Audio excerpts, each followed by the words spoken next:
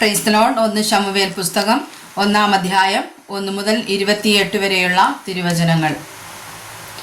എഫ്രായിം മലനാട്ടിലെ രാമാഥയീം സോഫീമിൽ എൽഖാന എന്നു പേരുള്ള ഒരു പുരുഷനുണ്ടായിരുന്നു. അവൻ എലീഹുവിന്റെ മകനായ യെരോഹാമിന്റെ മകൻ ആയിരുന്നു. എലീഹു എഫ്രയീമിനായ സൂഫിന്റെ മകനായ തോഹുവിന്റെ മകൻ ആയിരുന്നു. എൽഖാനയ്ക്ക് 2 ഭാര്യമാരുണ്ടായിരുന്നു.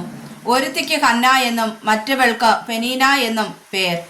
പെനീനയ്ക്ക് മക്കളുണ്ടായിരുന്നു, ഹന്നായ്ക്കോ മക്കളില്ലായിരുന്നു. അവൻ ഷീലോവിൽ സൈന്യങ്ങളുടെ യഹോവയെ നമസ്കരിപ്പാനും അവന് യാഗം കഴിപ്പാനും തന്റെ പട്ടണത്തിൽ നിന്ന് ആണ്ടുതോറും ഷീലോവിലേക്ക് പതിവായിരുന്നു. ഏലിയുടെ 2 പുത്രന്മാരായി യഹോവയ്ക്ക് പുരോഹിതന്മാരായിരുന്ന ഹൊഫ്നിയും ഫീനഹാസും അവിടെ ഉണ്ടായിരുന്നു. എൽഖാന യാഗം കഴിക്കുമ്പോഴൊക്കെയും തന്റെ ഭാര്യയായ പെനീനയ്ക്കും അവളുടെ സകല പുത്രന്മാർക്കും പുത്രിമാർക്കും ഓഹരി കൊടുക്കും. ഹന്നായ്ക്കോ അവൻ ഹന്നായെ സ്നേഹിക്കൊണ്ട് ഇരട്ടി ഓഹരി കൊടുക്കും. എന്നാൽ യഹോവ അവളുടെ ഗർഭം അടച്ചിരുന്നതിനാൽ അവളുടെ പ്രതിയോഗി അവളെ വ്യസനിപ്പിപ്പാൻ തക്കവണ്ണം വളരെ മുഷിപ്പിച്ചു. അവൾ യഹോവയുടെ ആലയത്തിലേക്ക് പോകുന്ന സമയത്തൊക്കെയും ആണ്ടുതോറും അവൾ അങ്ങനെ ചെയ്തു പോന്നു.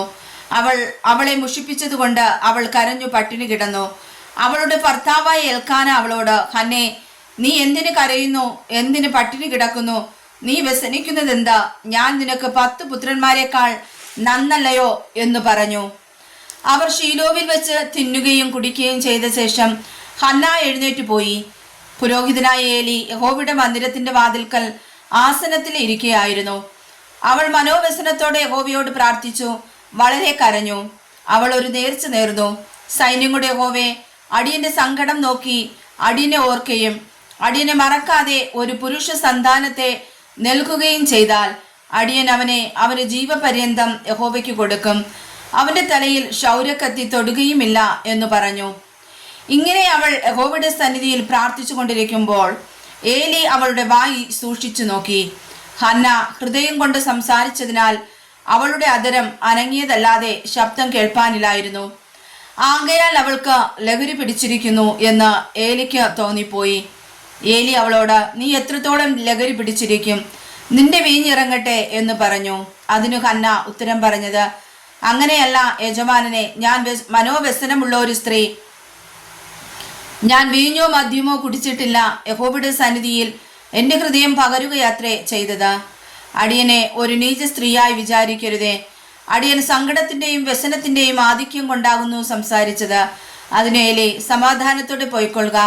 ഇസ്രായേലിന്റെ ദൈവത്തോട് നീ കഴിച്ച അപേക്ഷ അവൻ നിനക്ക് നൽകുമാറാകട്ടെ എന്ന് ഉത്തരം പറഞ്ഞു. അടിയന് തൃക്കണ്ണിൽ കൃപ ലഭിക്കുമാറാകട്ടെ എന്ന് പറഞ്ഞു. സ്ത്രീ തന്റെ വഴിക്ക് പോയി ഭക്ഷണം കഴിച്ചു. അവളുടെ മുഖം പിന്നെ വാടിയതുമില്ല.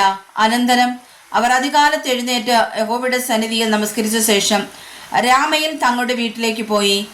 എന്നാൽ എൽഖാന തന്റെ ഭാര്യയായ ഹന്നായെ പരിഗ്രഹിച്ചു. യഹോവ അവളെ ഓർത്തു. 1 ആണ്ട് കഴിഞ്ഞിട്ട് ഹന്ന ഗർഭം ധരിച്ചൊരു മകനെ പ്രസവിച്ചു. ഞാൻ അവനെ യഹോവയോട് അപേക്ഷിച്ചു വാങ്ങി എന്ന് പറഞ്ഞവന് ശമൂവേൽ എന്ന് പേരിട്ടു.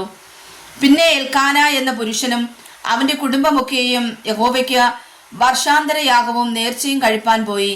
എന്നാൽ ഹന്ന കൂടെ പോയില്ല.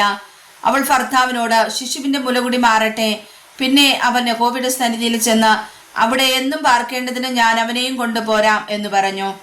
അവളുടെ ഭർത്താവായ എൽക്കാന അവളോട്, നിന്റെ ഇഷ്ടം പോലെ ആകട്ടെ, അവന്റെ മുലകുടി മാറും വരെ താമസിക്കാം, യഹോവ തന്റെ വചനം നിവർത്തിക്കുമാറാകട്ടെ എന്ന് പറഞ്ഞു. അങ്ങനെ അവൾ വീട്ടിൽ താമസിച്ച് മുലകുടി മാറും വരെ മകന് മുല കൊടുത്തു. മകന് മുലകുടി മാറിയ ശേഷം അവൾ 3 വയസ്സ് പ്രായമുള്ള ഒരു കാളയും 1 പറ മാവും 1 തുരുത്തി വീഞ്ഞുമായി അവനെ ഷീലോവിൽ യഹോവയുടെ ആലയത്തിലേക്ക് കൊണ്ടുചെന്നു. ബാലനോ ചെറുപ്പമായിരുന്നു. അവർ കാളയെ അറുത്തിട്ട് ബാലനെ ഏലിയുടെ അടുക്കൽ കൊണ്ടുചെന്നു. അവൾ അവനോട് പറഞ്ഞത്, യജമാനനാണ് യഹോവയോട് പ്രാർത്ഥിച്ചുകൊണ്ട് ഇവിടെ സമീപത്ത് നിന്നിരുന്ന സ്ത്രീ ഞാനാകുന്നു. ഈ ബാലനായിട്ട് ഞാൻ പ്രാർത്ഥിച്ചു. ഞാൻ യഹോവയോട് കഴിച്ച അപേക്ഷ യഹോവ എനിക്ക് നൽകിയിരിക്കുന്നു. അതുകൊണ്ട് ഞാൻ അവനെ യഹോവയ്ക്ക് നിവേദിച്ചിരിക്കുന്നു. അവൻ ജീവപര്യന്തം യഹോവയ്ക്ക് നിവേദിതനായിരിക്കും. അവർ അവിടെ യഹോവയെ നമസ്കരിച്ചു. വായിച്ചതായ തിരുവചനങ്ങളാൽ കർത്താവ് നമ്മെ സമർത്ഥമായി അനുഗ്രഹിക്കുമാറാകട്ടെ. ആമേൻ.